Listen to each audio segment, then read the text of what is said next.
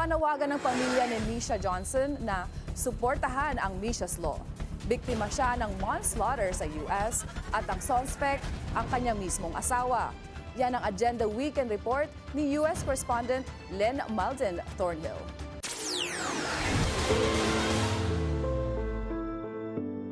Sa mga larawan, makikita si Misha Johnson na nakangiti at kasama ang kanyang pamilya. Ayon sa kanyang ina, masigla siya, puno ng buhay at mahal na mahal ang lahat. Pero bigla na lang naputol ang lahat noong July 2024.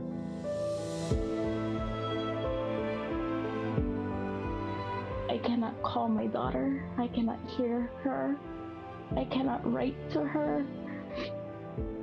I can't do any of that. I can't even sit with my own daughter and mourn her truly and honor her. It's all gone. I can't do any of that but light a candle. 6 na buwang buntis si Misha nang siya'y patayin sa loob ng kanilang tahanan sa Schofield Barracks sa Oahu, Hawaii. Ang kanyang asawa, si Private First Class Dwayne Arthur Johnson, ay umamin sa kasong voluntary manslaughter at iba pang kaso. Sinentensyahan siya ng 23 years in prison. Para sa ina ni Misha, hindi sapat ang hatol para sa bigat ng kanyang nawala. 23 years is a slap on the wrist. Slap on the wrist. But the penalty should be much steeper on a military base. Noong mga panahong nawawala si Misha, sinabi ng kanyang ina na may masamang kutob na siya, pero maasa pa rin na lilitaw ang kanyang anak. It was painful because there was always a sliver of hope that that moment when you hear that your child is gone or missing, you hope for the best that they come back. Nawala ang pag-asa niya nung kumpirmahin ng mga otoridad na pumanaw na si Misha at wala ng katawang na ibalik sa kanilang pamilya.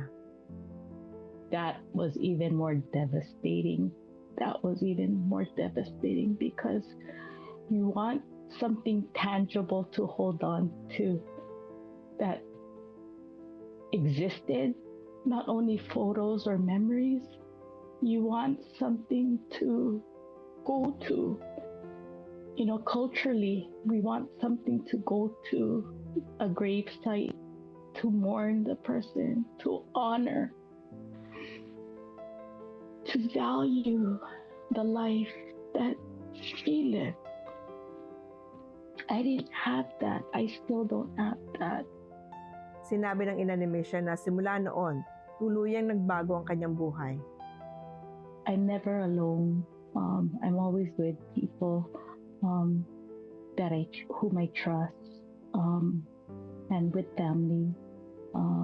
I'm not allowed to go out by myself because the impact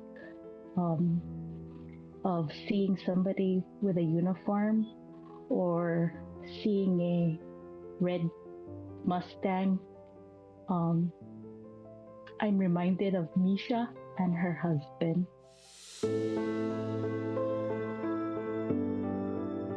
Ngayon, ginagawang aksyon ng kalungkutan.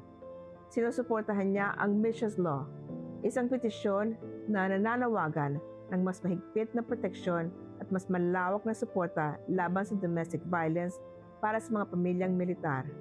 She was isolated.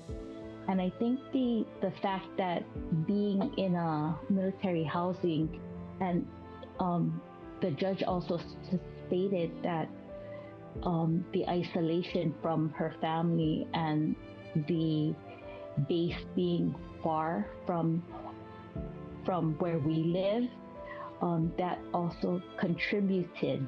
Samantala, nagpadala ng sulat si Hawaii Congresswoman Jill Takuda sa mga pinuno ng military justice. Gusto niyang ipa-review ang mga hatol sa voluntary manslaughter sa ilalim ng military law sa Hawaii at sa marami pang estado. Mas maiksi ang mga asistensyang pwedeng ibigay sa mga miyembro ng militar. Magkahiwalay man ang mga hakbang, iisa ang goal. May pananagutan at mas maayos na proteksyon. I can say that her life was no longer in vain. Naaalala si Misha bilang masaya, mapagmahal at malapit sa kanyang pamilya. Ang hiling na lang ni Francis ngayon ay sana wala ng ibang pamilyang makaranas ng ganitong sakit.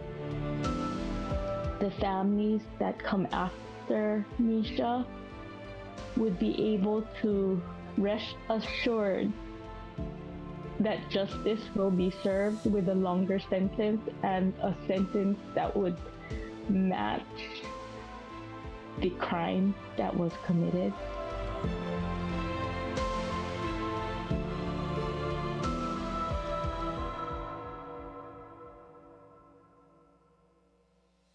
Nananatiling aktibo ang Misha's Law bilang isang petisyon.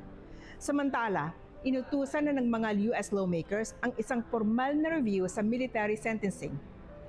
Kung magre-rekomenda ng mas mabigat na parusa, maaaring ipatupad ito ng Pangulo. Para sa agenda, Len Amadin Thornhill, Bilyonaryo News Channel.